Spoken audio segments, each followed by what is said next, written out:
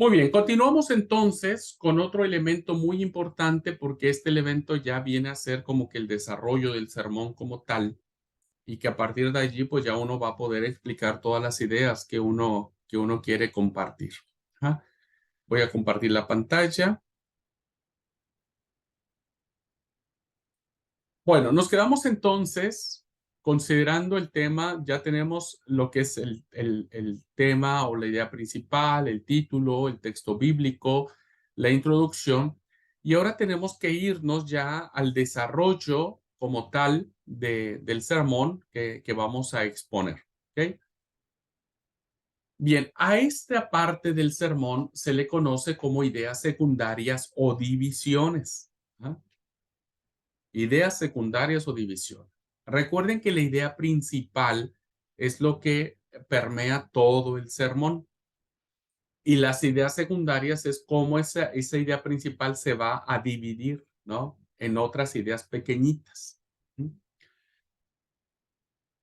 Las divisiones son las secciones principales de un discurso ordenado, porque nosotros no podemos largar las ideas por largarlas, sino necesitamos llevar un orden. Las ideas tienen que llevar un orden, ¿no? Sea que se indiquen en la predicación o no, podemos decirlas o no decirlas, pero tienen que estar. Un sermón apropiadamente planificado estará dividido en partes concretas, ¿no? En ideas, contribuyendo cada idea a una unidad del discurso. Entonces, esa idea general que nosotros vimos o definimos del texto, ahora nosotros las vamos a dividir en pequeñas porciones, diríamos, pero que esas porciones vienen a hablar de lo mismo. Entonces, nadie se sale de esas ideas, ¿no? Sino que todas pertenecen a una unidad del discurso. ¿Mm? Esta definición nos la da un autor, una humileta, James Braga.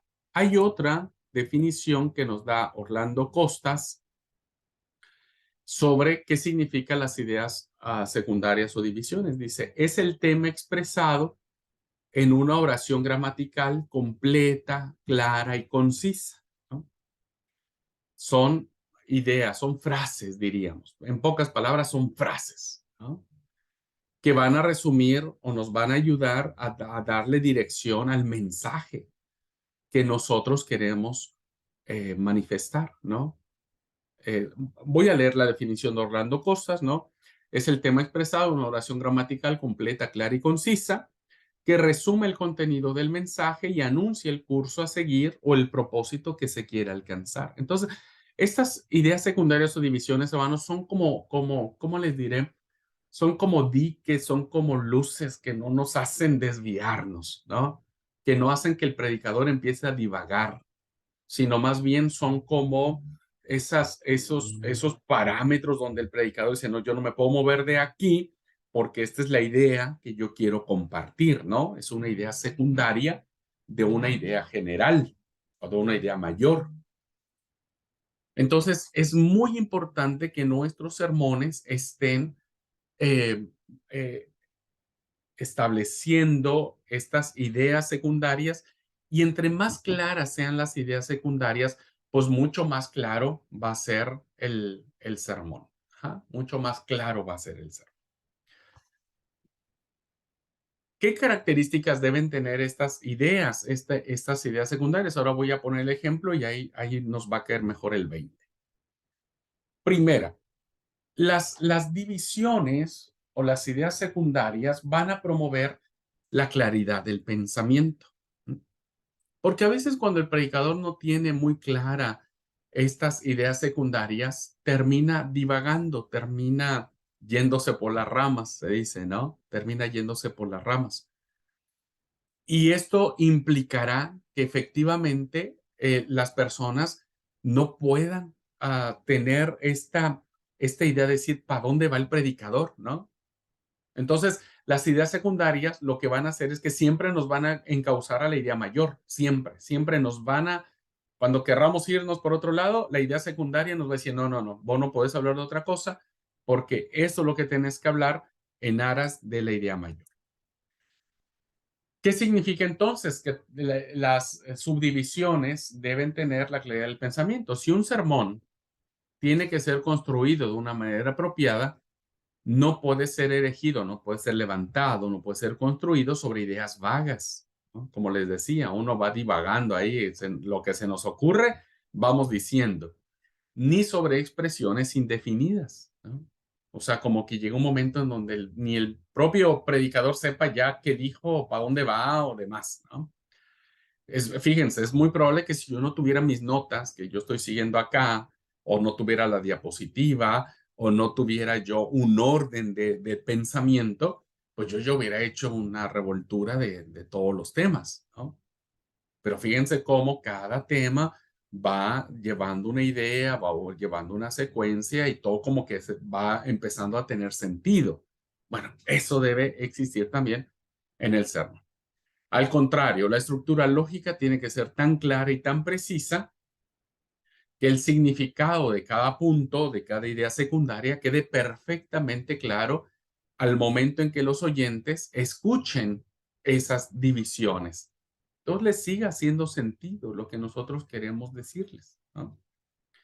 Si no, entonces, insisto, vamos a irnos para cualquier lado y vamos a terminar hablando, predicando de situaciones que pues nada tienen que ver con la idea principal.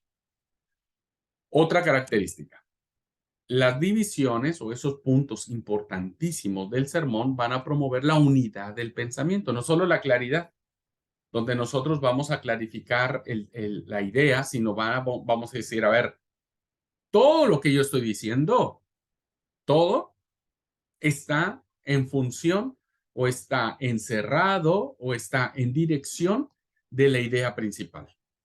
Entonces hay una unidad del pensamiento. No estamos hablando de mil ideas. Estamos hablando de varias ideas, pero unidas a un eje central. Se ha dicho en repetidas ocasiones que la unidad es esencial para la construcción de un sermón. Lo hemos venido diciendo hasta el cansancio. Si no tiene unidad de pensamiento nuestro sermón, pues la iglesia va a salir recordando todo y nada. Todo y nada. El hecho de tener un bosquejo, de escribirlo, tener un esqueleto que lo estamos armando de a poquito, tiende ya a decir, a ver, todo lo que yo estoy escribiendo habla sobre el mismo tema. Si cuando uno lo lee, queridos hermanos, lo leemos y decimos, sí, todo viene sobre el mismo tema, listo, hermanos, está bien hecho.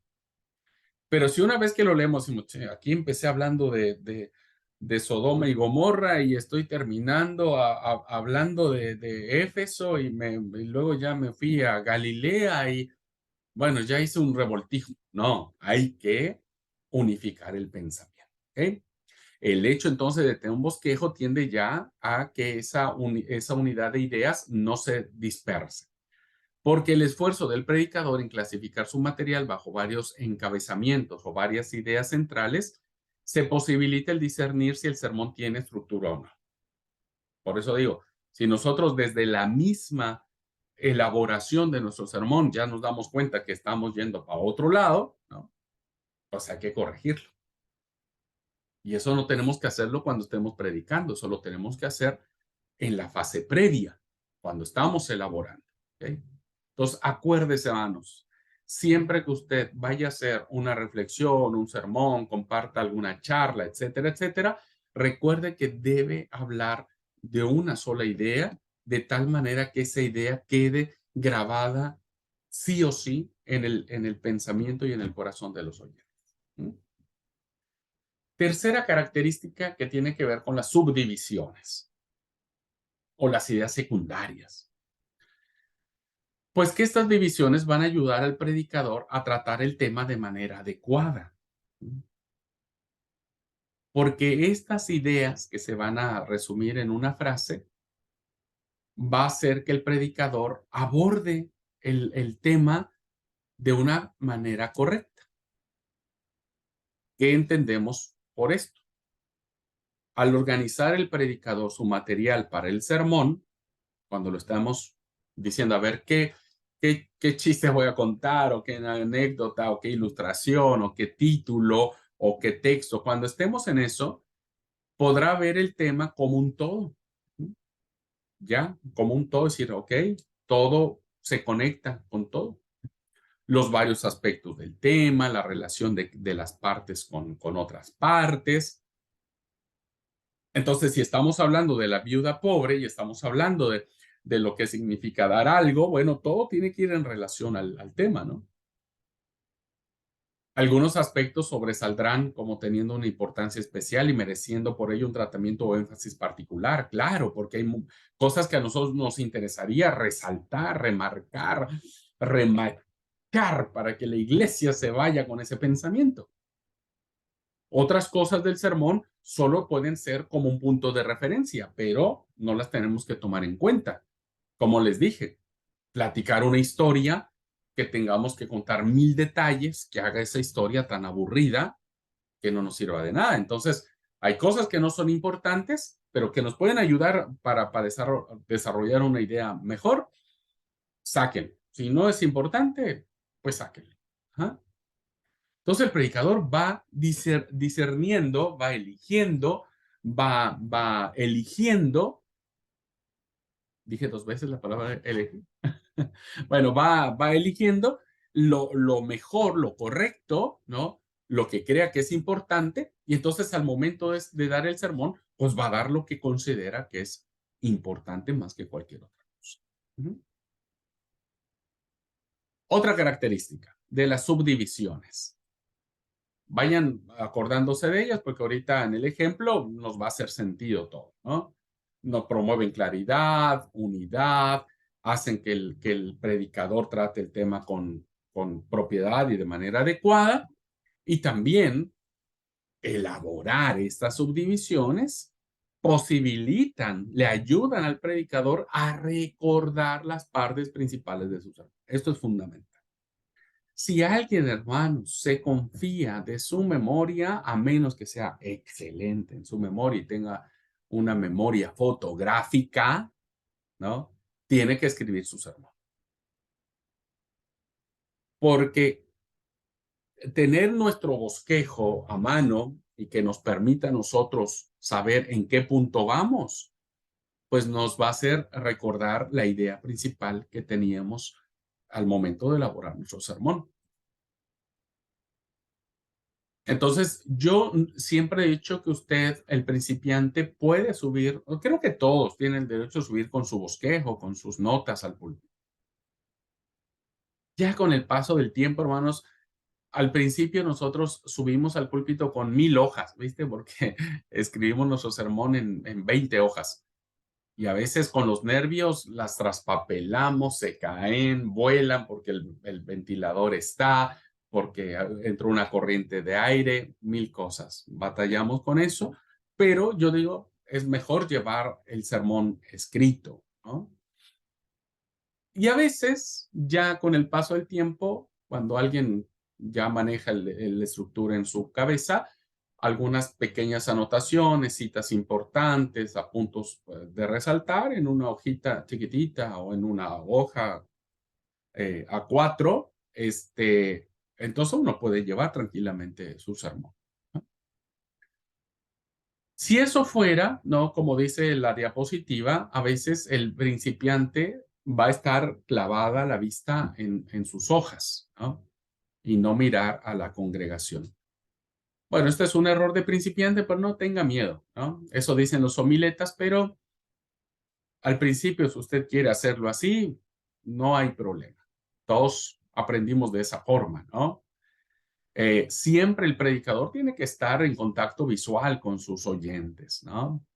Porque pues no es lindo que uno cuando esté escuchando un sermón, pues vea que el predicador ni artículo le da a uno, ¿no? Y que solamente está viendo sus hojas o sus notas.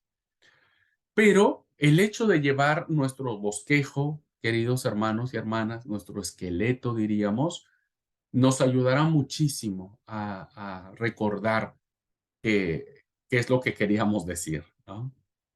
Créanme que si yo no tuviera estas diapositivas, si no hubiera trabajado en ellas, no, yo tengo 1000 cosas en la cabeza que me olvidaría qué quería decir con esto, ¿no?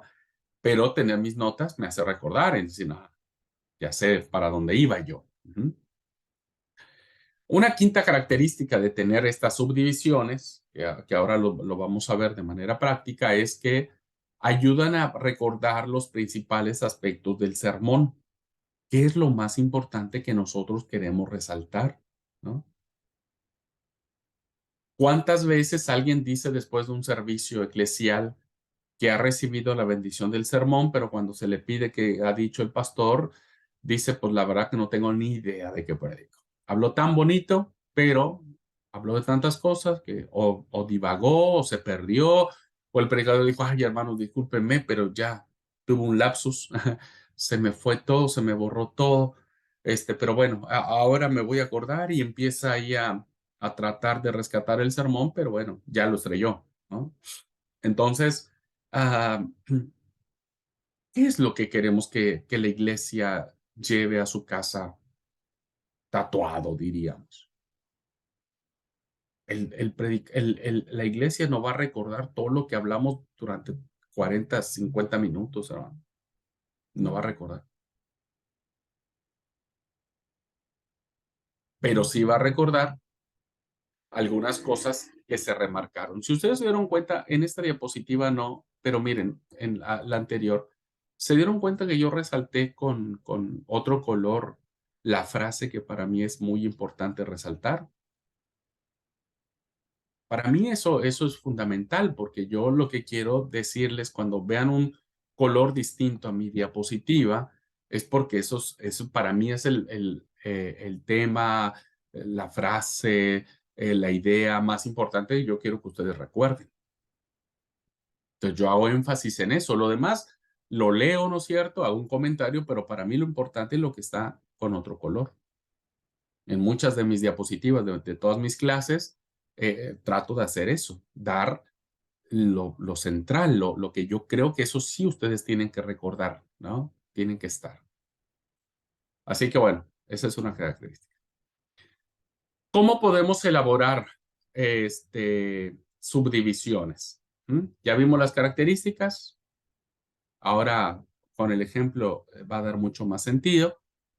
Y ahora, ¿cómo elaborar? ¿Cómo hacer esta parte del bosquejo, ¿no?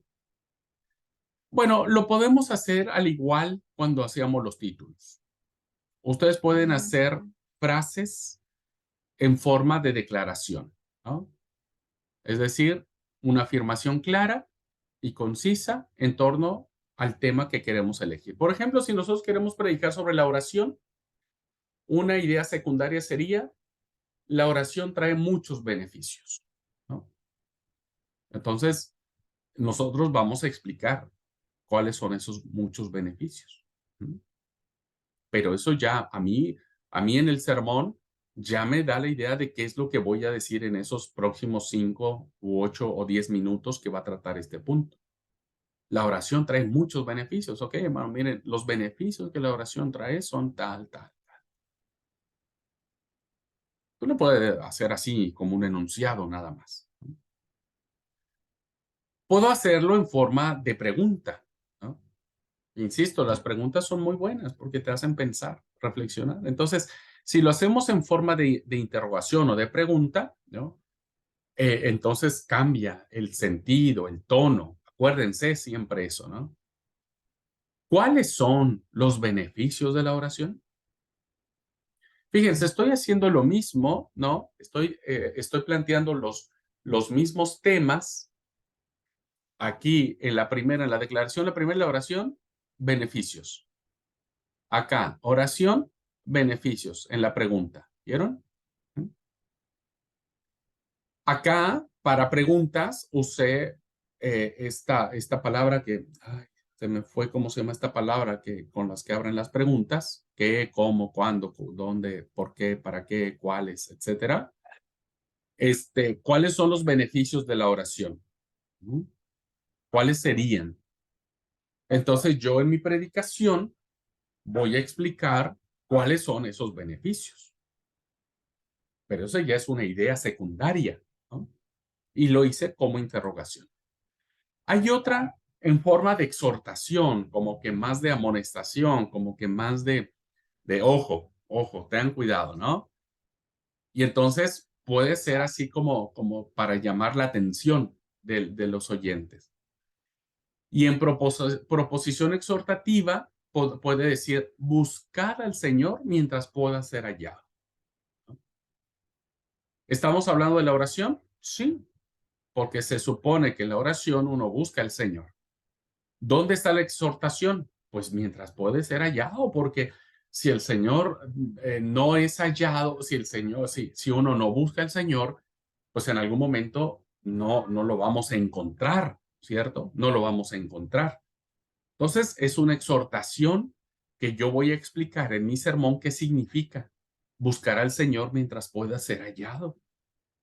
Entonces yo le voy a decir, mire, hermanos, buscar al Señor significa esto, aquello, lo otro, porque puede ser que el Señor algún día, ¿no? Ya no esté atento a nuestras oraciones, qué sé yo. Yo tengo que explicar esa parte. Y la cuarta forma es como exclamación, ¿no? Si se dan cuenta, es lo mismo que en el tema de los títulos, ¿no? Pero ahora lo estamos haciendo igual. Es como un título pequeñito, pero como idea secundaria.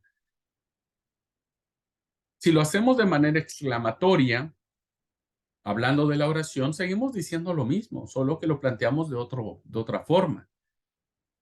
Pensad en los muchos beneficios que trae la oración. Piensen, hermano, piensen en los muchos beneficios que trae la oración. Entonces, mi tono va a ser diferente, ¿no? ¿De qué manera vamos a pensar? Mi exclamación, mi entonación, mis gestos, mis palabras van a ser diferentes.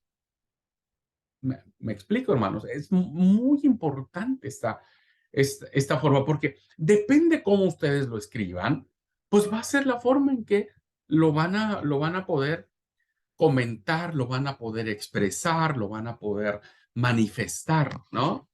Depende de cómo lo planteemos cada uno de nosotros. Entonces, hágalo como usted quiera, queridos hermanos, pero estas frases, estas ideas claras, como decía Orlando Costas, claras, concretas, concisas, ¿no es cierto? Que le dan sentido a nuestro sermón, pues nos van a ayudar a nosotros a no olvidarnos, a darle sentido al sermón, a darle unidad a la idea que queremos compartir, etcétera, etcétera, etcétera. ¿Ok? Muy bien. Y entonces, si usted lo hace, como les he dicho, de manera de pregunta, yo les sugiero que usen las interrogaciones, ¿no? Yo les sugiero como algo que puede ser muy factible, muy, ¿cómo es? Muy fácil para hacer, ¿no? Entonces, si ustedes quieren armar una idea secundaria, ¿no? Pueden usar las 7 interrogantes. ¿Quién? Esa sería una pregunta. ¿Quién? ¿Quién tiene que dar la ofrenda, no? ¿Quién es el primero en saltar del barco? Siempre introduce a personas para ser enumeradas, identificadas o incluidas, ¿no? ¿Quiénes fueron? ¿Quiénes, quiénes son aquellos que, que necesitan ser salvos? Entonces, estoy haciendo una pregunta y yo tengo una respuesta, ¿no? Y la respuesta es el sermón que estoy desarrollando. ¿Cuál? La pregunta ¿cuál? Tiene que ver con una secuencia de cosas, de selecciones o de alternativas. ¿Cuál de los muchos beneficios de la oración es el mejor? ¿Uh? Yo tengo que decir cuál de los muchos beneficios de la oración es el mejor. ¿Qué? ¿Qué es significados, conceptos, definiciones? ¿Qué significa dar con amor? Entonces yo tengo que definir qué significa dar con amor. Ah, bueno, dar con amor significa desprenderse de aquellas cosas que Dios nos da, pero que podemos dar, etcétera, etcétera. Ya la misma pregunta me da pie a mí a desarrollar las ideas que quiero plantear, ¿no? La misma pregunta. Por eso es fácil. ¿Por qué? ¿Cuáles son las razones? ¿Por qué yo tengo que dar hasta que me duela? ¿Por qué? Ah, mira, porque si tú das hasta que duela, estás reflejando el amor de Cristo, estás manifestando ser cristiano, en fin, yo tengo que dar las razones del por qué dar con amor hasta que duela es importante para la vida, ¿no? Otra pregunta más, ¿cuándo? La pregunta ¿cuándo? Es una secuencia de tiempos, etapas, condiciones, ¿no? ¿Cuándo es el día? ¿Cuándo es el momento adecuado para dejar mis egoísmos? Dejar mis egoísmos, dejar mis pertenencias, ¿cuándo es el tiempo? Hoy el Señor te está invitando a vos, así como la mujer cuando fue ese día, no sabemos qué día fue al templo, ¿no es cierto? Probablemente haya sido el sábado, probablemente. Ella dijo, hoy es el día que yo tengo para dejar, para dar todo lo que tengo. Entonces, vieron cómo la misma pregunta me da a mí la oportunidad y el material para desarrollar las ideas que yo quiero plantear. ¿Mm? El dónde es otra pregunta, ¿no? E introduce una secuencia de lugares, orígenes, fuentes, causas. ¿Dónde se llevó a cabo esto? ¿Dónde estaba la mujer? En el atrio del templo. ¿Por qué estaba allí? Porque la mujer no puede ir no tenía otro lugar para estar. ¿Dónde? ¿Dónde está tu corazón? ¿No? Jesús dijo, ¿dónde está tu corazón? Pues están tus bienes, ¿no? Es decir, la pregunta ¿dónde? Te da también muchas opciones para plantear algunas interrogantes. Y la última, ¿no? Pregunta es ¿cómo? ¿Cómo hacerlo? ¿Cómo lograr dar las cosas con amor? ¿No? Esa sería mi idea secundaria. ¿Se acuerdan cuando dice cuando dice ¿cómo se llama el texto? El sermón que, ah, cuando hablé sobre mi introducción, ahora la voy a retomar. Cuando hablé de mi introducción, yo les dije, yo les voy a presentar dos verdades. Bueno, a lo mejor una de esas verdades es ¿por qué tenemos que dar con amor? Es una gran verdad esta historia. ¿Por qué la mujer viuda, pobre, fue movida por amor? ¿No es cierto? ¿Por qué? Esa es una verdad. Segunda verdad es eh, ¿cuándo? ¿Cuándo uno tiene que dar hasta que duele? Entonces, yo ya armé mis dos interrogantes, ¿no? Mis dos ideas secundarias. Y ese va a ser el desarrollo de mi sermón. Eso es lo que ese es el tiempo mayor, ese es el grueso, ese es el meollo, ese es el punto central. Es ahí donde uno tiene que pilotear el avión con gozo, con alegría, feliz, tranquilo, todo. ¿Por qué? Porque tenemos todo preparado para explicar esas razones. Y sobre todo, queridos alumnos, porque nosotros no tenemos una ventaja este, a favor nuestra en contra de nuestros oyentes, ¿no? Nuestros oyentes no conocen nuestro sermón, pero nosotros sí conocemos nuestro sermón. Entonces, nosotros sí sabemos qué vamos a decir, ¿no? Y ellos no. Entonces, eso nos hace ir con tranquilidad. Si nosotros armamos bien nuestro sermón, pues hace que estemos tranquilos y que lo hagamos con cuidado, con cautela, etcétera. ¿Mm? Bien, vamos al ejemplo, ¿ok? ¿Por qué es importante esto, hermanos? Ya les dije las características, ya les dije cómo podemos hacerlo. Y ahora lo planteamos en el ejercicio, porque es en este lugar del sermón, es en este momento del sermón, no cuando decimos el título, no cuando decimos la introducción, sino es cuando desarrollamos el sermón, ¿no? Que es la palabra clave. La palabra clave abre un pasillo a lo largo de la estructura sermonaria. Con acceso directo es una metáfora a cada habitación desde la puerta de entrada en vez de dejar al predicador y a su congregación perdidos y errantes por todas las habitaciones, ¿no? Es una herramienta básica para la estructura homilética básica que se presta eficazmente para la predicación sin notas. Para que usted no lleve las 20 hojas o las 50 hojas donde usted escribió todo, va a llegar un momento donde usted solamente lleva su esqueleto, escribe las palabras claves, la frase clave, ¿no es cierto? Y sobre eso usted desarrolla sus ideas. Evidentemente esto lo da la práctica, pero al principio, si usted se siente cómodo llevando sus notas, está bien, ¿no? Está bien. Pero si no, y va a llegar un momento donde usted solamente va a usar esa frase que creó como idea secundaria y con base en eso usted lo va a desarrollar, ¿no? Con base en eso usted lo va a llevar a cabo. Por eso es importante desarrollar esto, hermanos, porque no voy a ser repetitivo, pero ya les dije las características que esto tiene, ¿no? Entonces, en esta metáfora que dice este escritor llamado Collier, hace que el predicador no ande metiéndose por todos lados y la iglesia siguiendo al predicador también por todos lados y al final no entran a ningún lado y terminan perdidos todos. Las ideas secundarias son fundamentales para desarrollar la idea mayor, ¿no? Para que nuestro bosquejo tenga éxito, nuestro sermón tenga éxito. Bien, vamos entonces al ejemplo. Ya vamos escribiendo el sermón, ¿no es cierto? A ver, aquí hay una pregunta.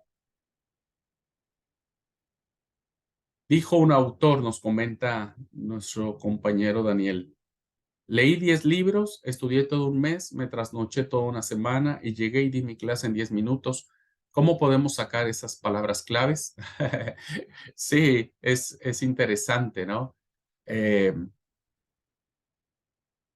Cuando uno arma, ¿no es cierto? Cuando uno arma el sermón, como ya lo expliqué en clases anteriores, uno debe tener muy clara la idea principal.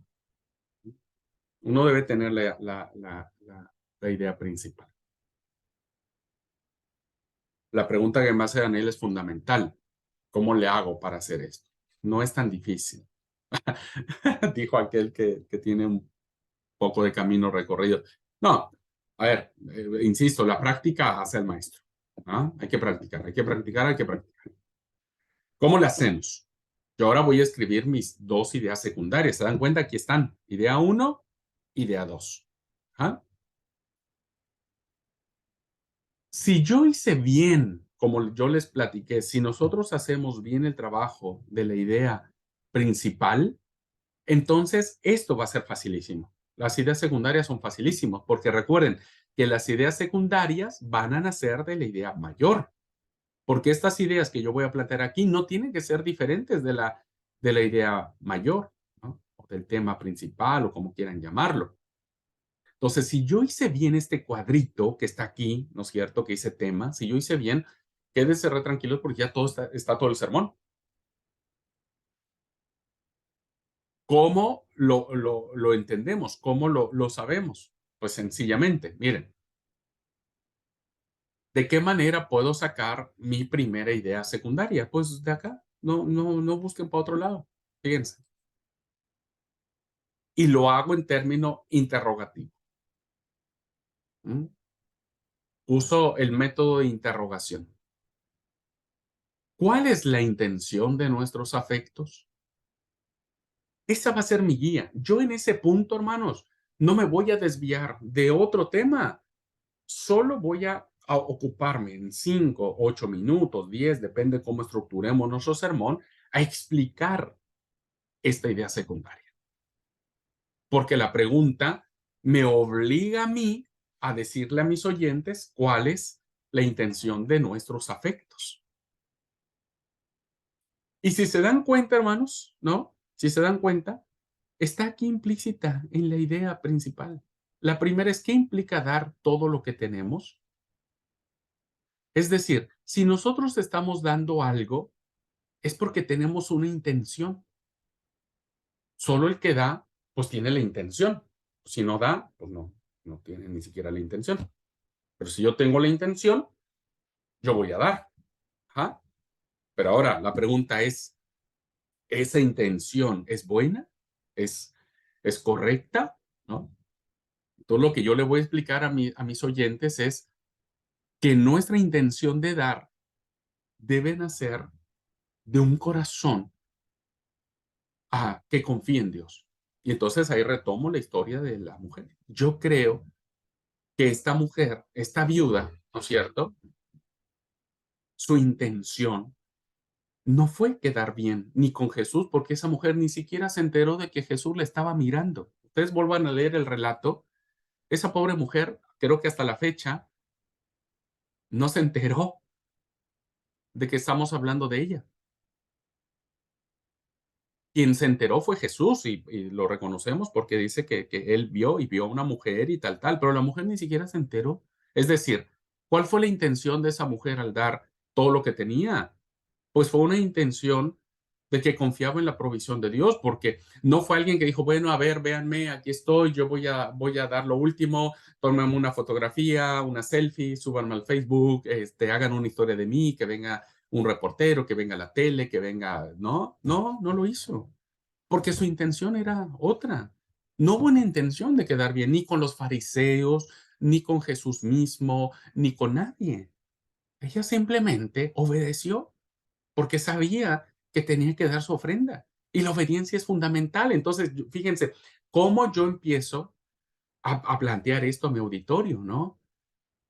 Nosotros cuando damos, lo damos porque estamos comprometidos, porque queremos quedar bien con alguien, porque queremos hacer ruido en las ofrendas que depositamos.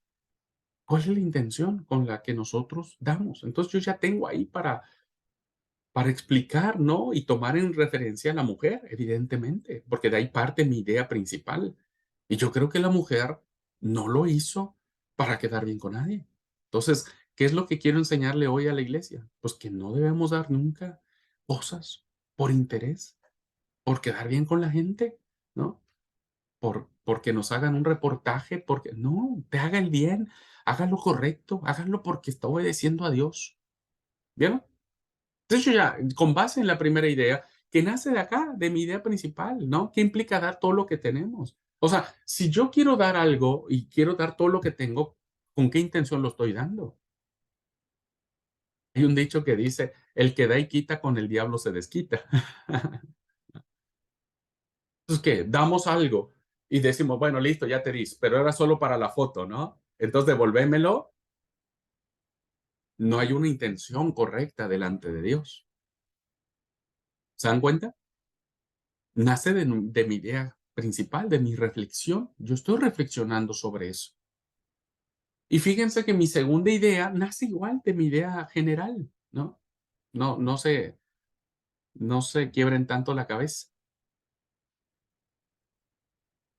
Y lo hice de forma declarativa, ¿no? Como una declaración. El sacrificio que implica dar con amor. Dar con amor duele. Aquí está mi título, fíjense. Esto tiene relación con mi título, porque dar con amor implica un sacrificio. Y todo sacrificio duele, todo. ¿De dónde saqué esta idea, hermanos? Pues de mi idea general. ¿Cómo ser desafiados para dar con amor?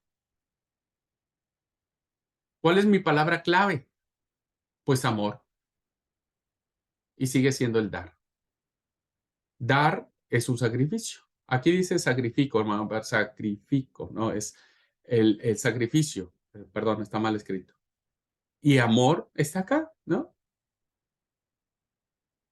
Tatiana, sigue adelante. Sobre en ese orden que usted tiene ahí de tema, título, idea uno, idea 2, ahí después del título iría o sea, la idea uno, idea 2, lo estoy anotando todo, la introducción. Sí, sí, sí, gracias Tati por hacer esa observación. Ahora les voy a presentar cómo quedaría ya, ¿no? Como ahorita el tema de la clase es hablar sobre las ideas secundarias, ¿no es cierto? No puse la introducción, pero ahora que avancemos, para terminar la clase, ahí va a aparecer mi introducción. Sí, sí, gracias por la observación. Entonces, estamos viendo, hermanos, cómo si yo tengo estas dos ideas, hermano, y yo no me voy a mover, mi sermón va a ser solo eso. Escúchenme algo, escuchen, esto es muy importante.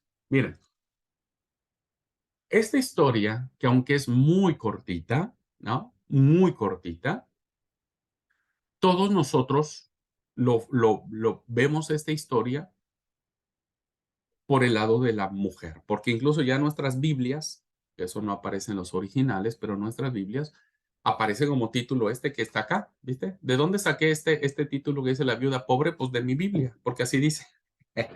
¿No? Este, mi Biblia dice en este pasaje de Lucas, la ofrenda de la viuda, ¿no? Eso dice mi Biblia. Entonces yo le pongo que era una viuda pobre. Eso dice el texto. Ofrenda de la viuda. Ya sea que sea la viuda pobre, ya sea que sea la ofrenda de la viuda, ¿no? Fíjense algo interesante. Todos nosotros, yo estoy armando mi sermón, o todos los que leímos esta porción de la escritura, podemos hablar desde los ojos de la viuda, de la mujer. ¿Mm? Y está bien, yo estoy haciendo eso. Pero fíjense ustedes que yo puedo hacer 3 sermones de este mismo pasaje, diferentes, ¿m? Diferentes, 3 sermones. El primer sermón, ¿sabe? Lo haría desde la perspectiva de la viuda, que es la opción que yo tomé y estoy hablándolo y aquí está, estoy hablando de la viuda, de lo que ella dio, la mujer, etcétera, ¿no? Tengo un sermón ahí, lo estoy desarrollando. El segundo sermón que yo haría tiene que ver con los ricos. Yo haría un sermón desde los ojos de los ricos.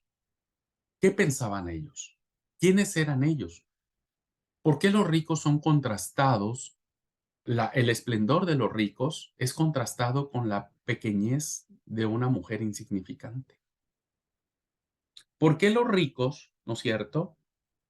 Este, Cuando echaban sus ofrendas en el cofre, que los cofres eran tipo trompetas, anchas de arriba y angostas de abajo, cuando ellos echaban sus ofrendas, entre más caían, más ruido hacían.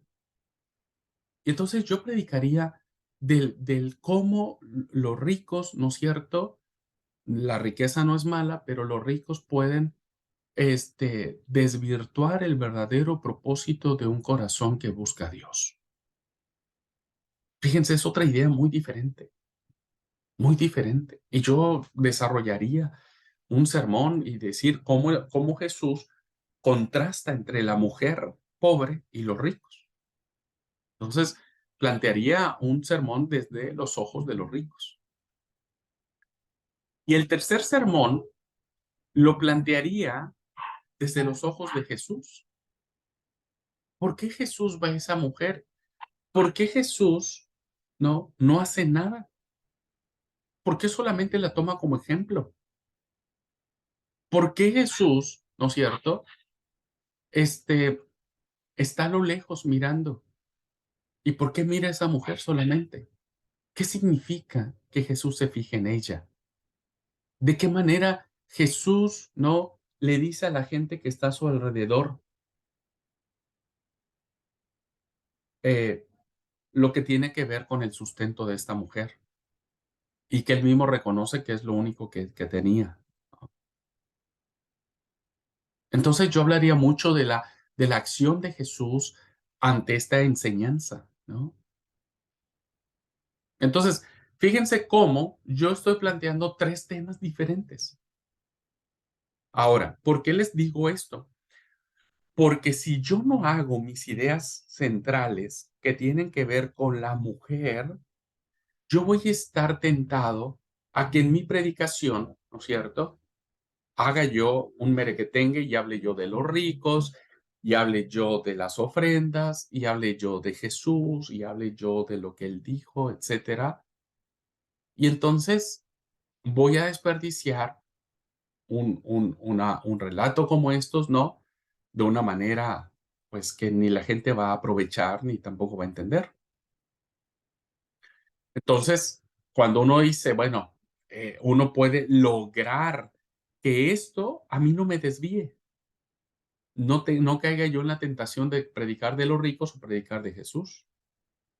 Para mí es predicar, evidentemente voy a hablar de Jesús y eso me queda claro, pero no lo estoy abordando como personaje, sino solo la mujer. ¿Vean? ¿Cuál es la intención de nuestros afectos? Pues esta mujer lo hizo de manera desinteresada. El sacrificio que implica dar con amor, esta mujer sabía que era lo único que tenía. Y aún así, lo quiso hacer. ¿Qué fue de esta mujer a la tarde? ¿Qué cenó? ¿Qué desayunó al otro día? ¿Qué fue de su vida? No lo sabemos. No lo sabemos. Era viuda. Y eso era una condición muy difícil para las mujeres del primer siglo. ¿Mm? Entonces, solamente para hacerles notar, queridos hermanos, que cuando uno arma un sermón y uno hace estas ideas secundarias, pues entonces no te desvías, ¿no? Hay unidad de pensamiento y hay todo lo que vimos de las características. ¿Ok? Entonces, atendiendo a este señalamiento muy puntual y muy acertado de Tati, que me gusta que lo haya dicho porque ahí vamos viendo, vamos aprendiendo, entonces aquí vendría mi introducción. Entonces, está mi idea general, darte duele, introducción y demás. No, ya ahí quedaría. ¿Ok? Entonces, vean cómo vamos armando ya nuestro esqueleto. Esto se le llama el bosquejo o el esqueleto. Ajá. Vamos armándolo. Entonces, el trabajo que yo quiero que ustedes realicen es, van a hacer esto, van a armar sus ideas principales, pero van a escribir todo lo que quieran decir sobre esto, lo van a escribir. Ajá. Yo ahorita lo platiqué, lo dije, pero si yo tendría que hacer el trabajo, tendría que escribir cuál es la intención de nuestros afectos y qué es lo que significa dar con amor como sacrificio. Ujú. Muy bien, ¿alguna pregunta? Hermanos que están en clase, ¿alguna pregunta? ¿Algún comentario? ¿Se vale copiar el sermón que usted ya hizo? Sí, solo que lo cobro en dólares.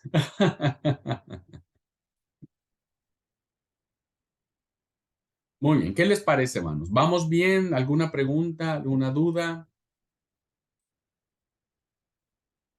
Ustedes no tengan miedo, ustedes escriban nomás, escriban, escriban. No se ve muy fácil. Eh, no, no es difícil tampoco. Es solo práctica, es solo práctica. Que nosotros estamos en ceros, hermano. Usted ya lleva 30 años. Sí, no sé si les platiqué, yo cuando yo inicié escribiendo mi sermón, ¿no? Lo hice, bueno, yo tuve capacitaciones también de homilética y demás, pero yo era muy niño, muy jovencito, 13 años, 14 años, cuando llevé mi primer sermón. Este, bueno, yo lo escribí todo, duré 5 minutos, 5, 8 minutos duré porque lo terminé muy rápido, ¿no? Pero esto es un buen comienzo. Yo creo que si ustedes lo hacen de igual manera, no hay ningún problema, ¿ok? Ningún problema. No quieran hacerlo perfecto, no quieran hacerlo como yo o como otro predicador. Ustedes van a tener que empezar de cero y seguramente cuando tengan 20, 30 años predicando, van a decir, no es tan difícil. Seguramente lo van a decir. Eso no es mucho consuelo, hermano. Van a poder. Todos sus compañeros han podido. Todos, todos. Y ustedes también van a poder. Y va a ser lindo. Van a ver que sí, es una experiencia muy linda. Y creo que nos va a ayudar mucho como iglesia. Necesitamos, hermanos, necesitamos. Ujú. ¿Ok? Bueno, pues ánimo, Dios los bendiga. Mañana no tenemos clase. Deseo que tengan una feliz cena, que Dios les bendiga, que puedan disfrutar de este memorial maravilloso en paz, en comunión, en perdón, en gracia. Y que bueno, Dios los bendiga muchísimo. Nos vemos el miércoles, Dios mediante. Dios mediante el miércoles. ¿Ok? Bueno, linda noche para todos. Chau, chau. Gracias.